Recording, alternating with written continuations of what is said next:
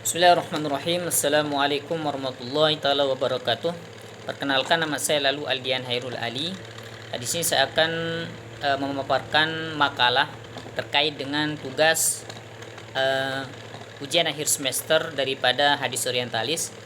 Di sini saya akan menjelaskan tentang pertama itu, yakni Ignaz Goldziher.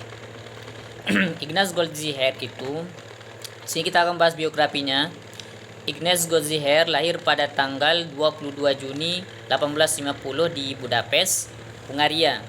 Nah, kemudian dia berasal dari keluarga Yahudi, tetapi bukan Yahudi yang fanatis pada saat itu. Nah, kemudian beliau sangat pandai dalam bercakap dan mengkritik daripada kajian keislaman, sehingga dia disebut dengan The Orientalist. Nah,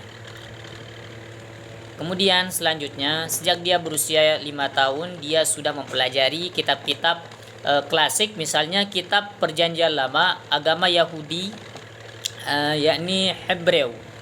Kemudian pada saat berusia 8 tahun, ia berhasil mempelajari kitab Talmud pada saat usianya 12 tahun.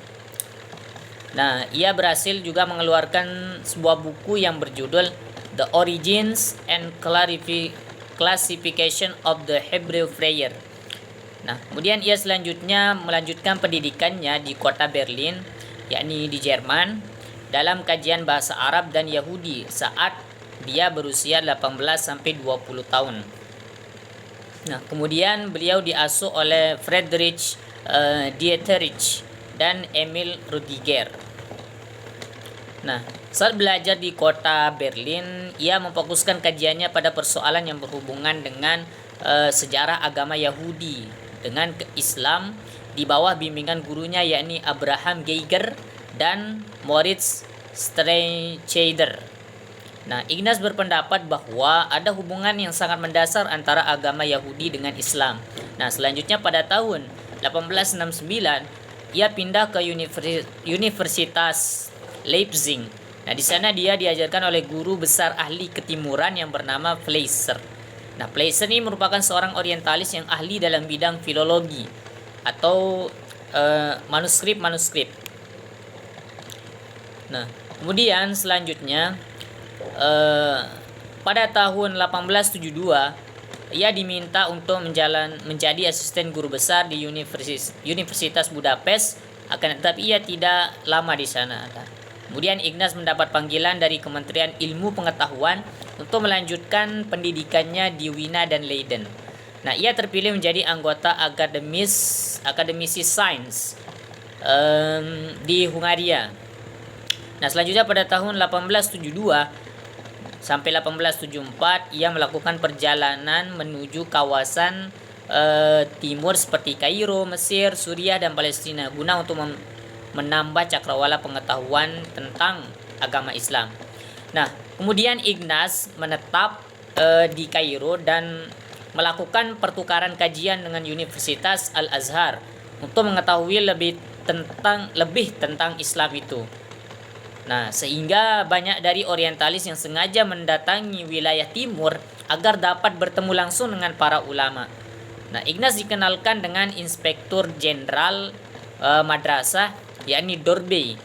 Ia memperkenalkan diri dengan nama Ignaz Magyar atau Ignaz dari Hongaria dan mengaku sebagai Muslim, bahkan sempat ikut dalam sholat Jumat agar dapat menjadi mahasiswa di Universitas Al-Azhar. Nah, karena kegigihannya di dalam belajar, ia menjadi murid beberapa Masyaikh Al-Azhar. Ignaz meninggal kemudian pada dunia pada 13 November 1921 di kota Budapest.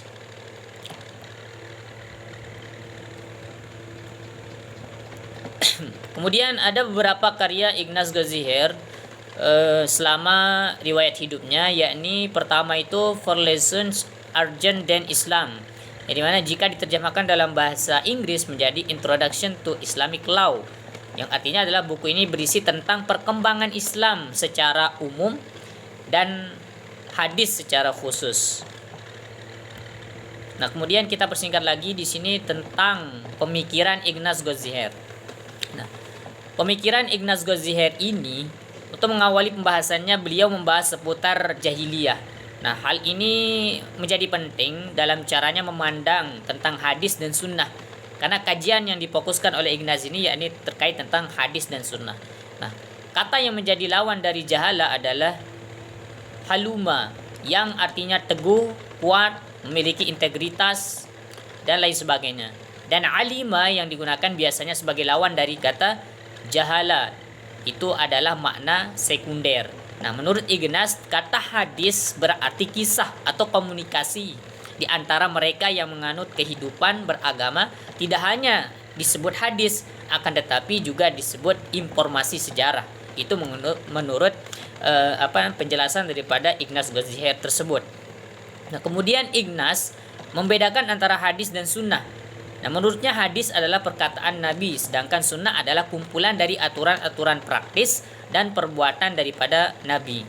Nah, menurut para ulama, secara garis besar dapat dikatakan bahwa hadis itu lebih umum dibandingkan dengan sunnah, karena hadis itu merupakan segala perbuatan atau adalah segala perbuatan, ucapan, ketetapan dan dari Nabi SAW. Nah, sedangkan sunnah adalah khusus menggambarkan perbuatan dan kebiasaan yang dilakukan oleh Rasulullah SAW.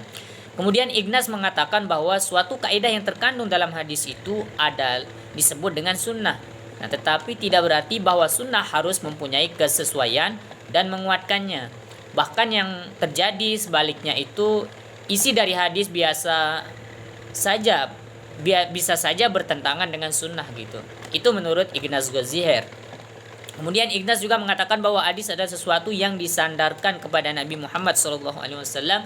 Dengan demikian sulit untuk dibuktikan karena hadis ini merupakan peninggalan umat Islam berstatus beratus tahun yang lalu. Nah, Ignaz ini memang mempercayai hadis begitu, akan tapi dia masih meragukan daripada keautentikan hadis tersebut. Nah,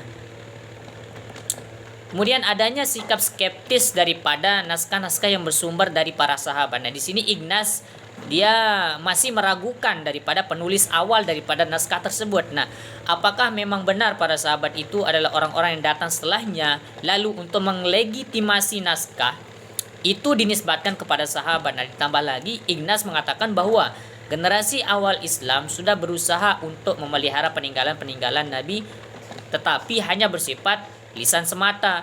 Jika ada bukti tertulis, maka kemungkinan perbuatan orang yang hidup itu adalah setelah mereka gitu. Nah, jadi Ignaz itu masih bersifat skeptis terhadap hadis tersebut. Dia memang mengakui bahwa hadis itu dari Rasulullah SAW, akan tetapi dia masih meragukan daripada keautentikan hadis tersebut. Itu adalah salah satu pemikiran daripada Ignaz Goziher. Nah, mungkin itu saja yang bisa saya sampaikan. Kemudian kita lanjut ke pembahasan yang kedua.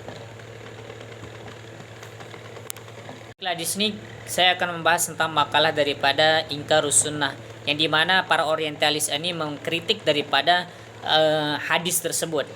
Di sini saya ambil kritik daripada Joseph Scap terhadap hadis. Nah, Joseph Scap ini bersama Ignaz Goziher barangkali dianggap dua di antara sekian banyak orientalis yang sering diungkap di dalam perdebatan hadis dan sunnah. Nah, definisi sunnah menurut Joseph Scap tersebut sebagai konsepsi Arab kuno yang berlaku kembali kepada salah satu pusat pemikiran dalam Islam. Nah, hal senada juga disampaikan pendahulunya yakni Ignaz Goziher yang mengatakan bahwa konsep Islam tentang sunnah sekadar revisi atau berbagai konsepsi Arab kuno yang berlaku kembali sebagai salah satu pusat pemikiran Islam.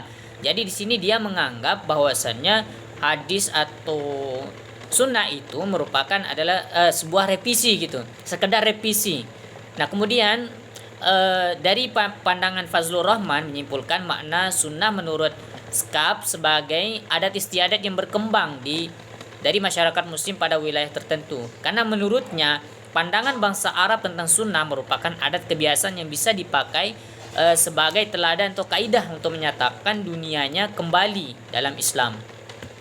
Nah, kemudian pendapat daripada Joseph Scap tersebut hampir tidak mengalami evolusi yang berarti dalam penyikapan dia terhadap hadis. Nah, dalam pembacaan Ali Mustafa Yaqub di Evolusi, Evolusi sikap Joseph Scap ini terhadap Islam hanya nampak ketika ia menuangkan gagasannya pada dua karya tulis ilmiahnya, yakni The Origin of Muhammad Jurisprudence serta An Introduction to Islamic Law.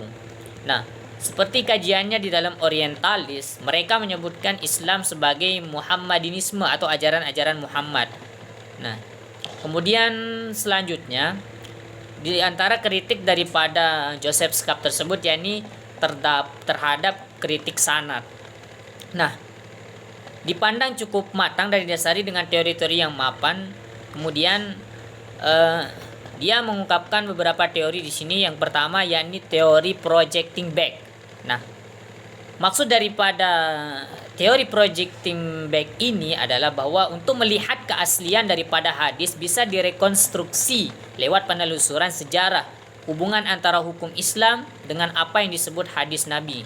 Nah, kemudian Joseph Scap menegaskan bahwa hukum Islam belum eksis pada masa Al-Sya'bi, yakni pada 110 Hijriah.